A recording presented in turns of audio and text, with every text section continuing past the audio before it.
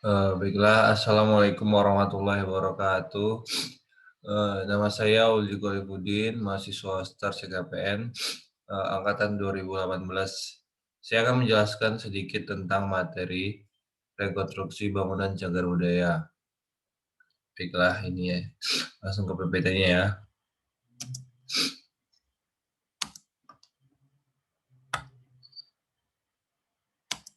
Ya, itu tadi sedikit profil dari saya, Uli Golibudin dengan NIM 05125. Pembimbing saya Pak Aziz Yon Haryono, STMSC.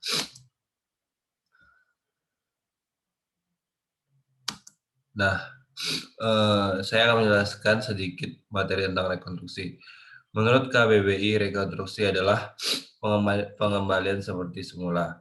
Rekonstruksi dilakukan melalui upaya untuk membangun kembali keseluruhan atau sebagian bangunan gedung cagar budaya dengan menggunakan konstruksi baru agar menjadi seperti wujud sebelumnya pada suatu periode tertentu. Nah, ini adalah gambar Gedung Arsip Jakarta pada tahun 1908 sebelum adanya rekonstruksi. Nah, tentu dalam melakukan suatu hal, kita harus tahu dulu syarat eh, agar bangunan cagar budaya itu dapat direkonstruksi.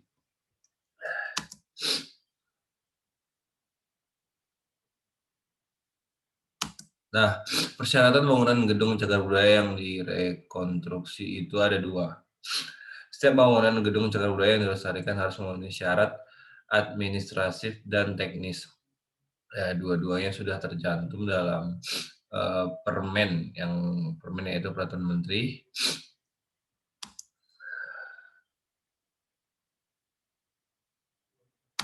Nah, persyaratan administrasi bangunan gedung cagar budaya yang dilestarikan meliputi A1, status bangunan gedung sebagai bangunan gedung cagar budaya. 2, status pemilikan dan perizinan. Keputusan penetapan status gedung sebagai bangunan cagar budaya dilakukan sesuai dengan ketentuan peraturan perundang-undangan tentang cagar budaya.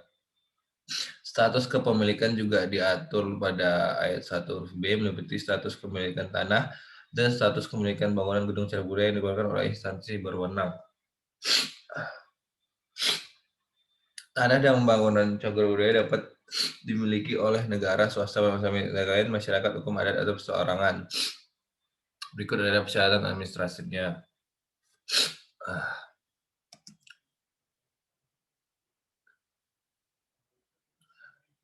Berikut adalah persyaratan teknis.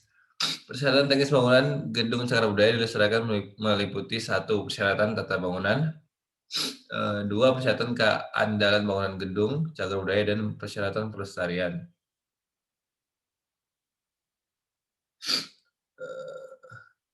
Persyaratan teknis itu meliputi 1. Peruntukan dan intensitas bangunan gedung, arsitektur bangunan gedung, dan pengendalian dampak lingkungan. Berikut persyaratan teknisnya.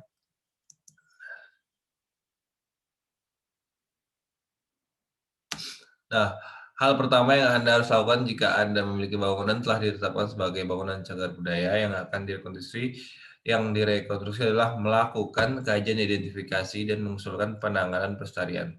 Hasil kajian paling tidak harus berisi keputusan kelayakan penanganan fisik bangunan cagar budaya yang dilestarikan baik secara keseluruhan maupun secara sebagian dan batasan penanganan fisik, kegiatan teknis, pelestarian yang dilengkapi dengan peta gambar dan foto bangunan gedung. Jadi tidak sembarangan untuk melakukan rekonstruksi bangunan cagar budaya karena jika tidak mirip atau jauh daripada bangunan yang aslinya itu malah akan merusak nilai sejarahnya. Jadi perlu beberapa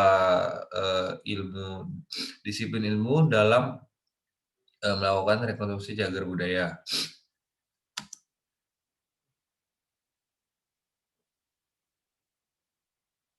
Nah, hal selanjutnya itu juga slide terakhir. Jika sudah selesai dilakukan, maka usulan penanganan pelestarian dapat disusun berupa rekomendasi tindakan pelestarian. Tentu saja tindakan pelestarian ini harus mengikuti prinsip sesedikit mungkin melakukan perubahan, sebanyak mungkin mempertahankan keaslian Yang tidak kalah penting adalah prinsip kehati-hatian dalam melakukan perubahan. Nah, maksud, dari slide ini adalah, jika ingin melakukan perubahan, khususnya bangunan cagar budaya, perlu ketelitian, kejelian dalam melakukan hal tersebut. Kenapa? Karena dapat merubah nilai historis dari bangunan tersebut. Jadi setiap ada perubahan ataupun, modifikasi bangunan, harus selalu ada dokumentasi yang mengikuti, setiap perubahan tersebut. Tidak boleh sembarangan kita mengubah, karena itu tadi, akan merusak nilai historis, bangunan tersebut. Baiklah, terima kasih atas perhatiannya. Terakhir, contoh, rekonstruksi, gedung arsip Jakarta. Gedung ini dulunya adalah bekas kediaman Gubernur Jenderal VOC Reinhard Dietrich dan dibangun di abad ke-18. Kegiatan rekonstruksi, perbaikan, dan penggantian elemen bangunan material kayu lama. Karena mungkin ya, saya tidak tahu persis, kayu yang dibangun pada abad 18 itu sudah mulai lapuk dan mungkin untuknya sudah tidak kuat, maka pemerintah berinisiatif untuk mengganti, konstruksi, kayu utamanya agar bangunan itu dapat dapat berdiri, tapi hanya diganti oleh, eee, bagian konstruksi kayu-kayu strukturnya saja supaya tidak merubah nilai historis dan keaslian dari bangunan tersebut. Baiklah, hanya itu yang dapat saya sampaikan dalam materi konstruksi ini. Mohon maaf bila ada kekurangan, saya juga masih belajar. Akhir kata, assalamualaikum warahmatullahi wabarakatuh.